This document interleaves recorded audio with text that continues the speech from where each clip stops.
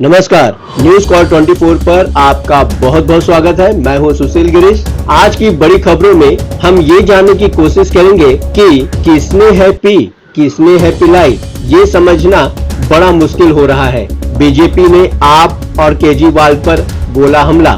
कथित शराब घोटाले केस से जुड़े मनी लॉन्ड्रिंग मामले में फंसे दिल्ली के मुख्यमंत्री अरविंद केजरीवाल को 15 दिन की जुडिशियल कस्टडी में जेल भेजा गया है।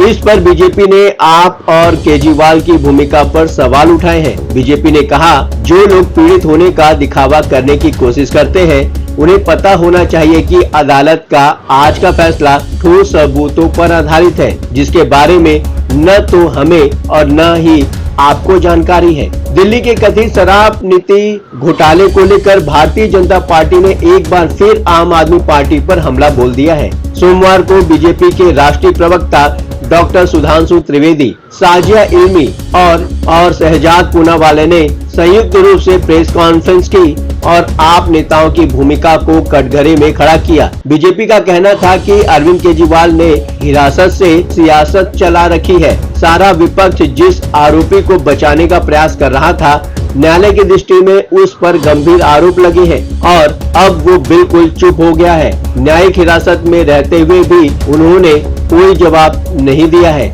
बता दें कि शराब घोटाले केस में आम आदमी पार्टी के नेताओं पर लगातार शिकंजा कसता जा रहा है। प्रवर्तन निदेशालय ने दावा किया है कि दिल्ली के मुख्यमंत्री अरविंद केजरीवाल ने शराब नीति मामले के संबंध में पूछताछ के दौरान आपके साथी नेताओं और मंत्रियों आतिशी सिंह और सौरभ भारद्वाज का नाम भी लिया है। जांच एजेंसी के अनुसार केजरीवाल ने बताया कि विजय नायर उन्हें नहीं बल्कि आतिशी मारलेना और सौरभ भारद्वाज को रिपोर्ट करते थे और विजय नायर के साथ उनकी बातचीत सीमित थी। बीजेपी प्रवक्ता सुधांशु त्रिवेदी ने आप नेताओं पर तंज कसा और कहा, इस खुलासा के बाद यह समझना मुश्किल हो गया है कि किसने है पी और किसने है पिलाई।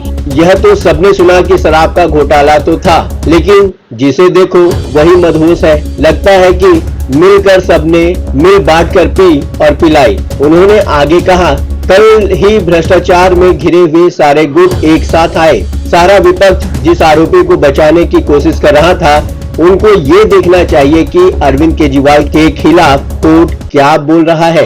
अब साफ है कि अरविंद केजरीवाल कोर्ट जाने से क्यों बच रहे थे। अरविंद केजरीवाल बोल रहे हैं, सुधांशु ने शायराना अंदाज में कहा, बैठा हूँ दिल में इतने राज छुपाए, बैठा हूँ दिल में इतने राज छुपाए, खुल गए अगर हो तो जाने कितनों के दिल डगमगाए।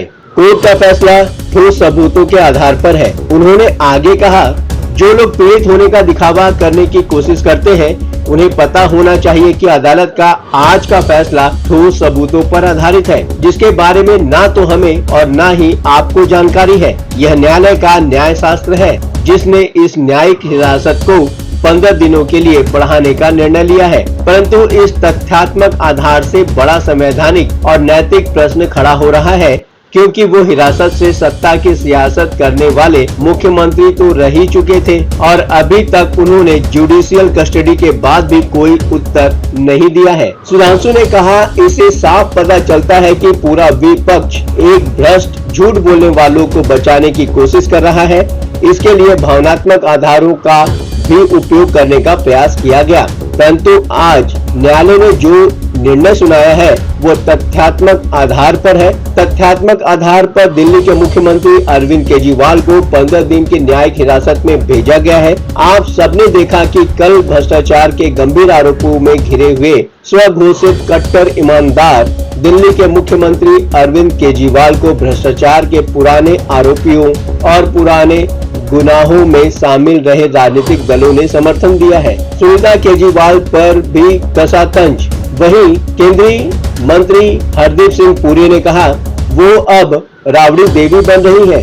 बांसुरी स्वराज ने कहा, अरविंद केजरीवाल ने आज कोर्ट में साफ कर दिया कि उनका रिश्ता विजय नायर से नहीं था, बल्कि आतिशी और सौरभ भारद्वाज ही विजय नायर से मिलते थे। अरविंद केजरीवाल अब आतिशी को बस के आगे धकेल रहे हैं। शहजाद पूनावाला ने कहा, जब किसी पर कोई आरोप लगाता था तब रामलीला मैदान से अरविंद केजरीवाल बोलते थे कि इस्तीफा दीजिए। आज वो सब लोग जिनके खिलाफ अरविंद केजरीवाल बोलते थे वो सब उनके लिए एक साथ आ गए। अगर अरविंद केजरीवाल आप जेल से सरकार चला सकते हैं तो मनीष सिसोदिया ने क्या गलत किया? बीजेपी और आप आपस में एक दूसरे को तंज कस रहे हैं। न्यायालय सबूतों के आधार पर केजरीवाल को जुडिशियल कस्टडी में भेज दिया है। अब देखने वाली बात यह है कि आगे आम आदमी पार्टी के बचे दो नेता आतिशी और सौरभ भारद्वाज क्या वो भी ईडी और सीबीआई के रडार में आएंगे? आप अपने विचार हमें कमेंट के माध्यम से भेज सकते हैं। अभी तक आपने हमारे इस चैनल को सब्सक्राइब नहीं किया है तो कृपया इस चैनल को सब्सक्राइब करें, फॉलो करें और नोटिफिकेशन में जाकर ऑल का ऑप्शन दबाना बिल्कुल न भूलें। नमस्कार।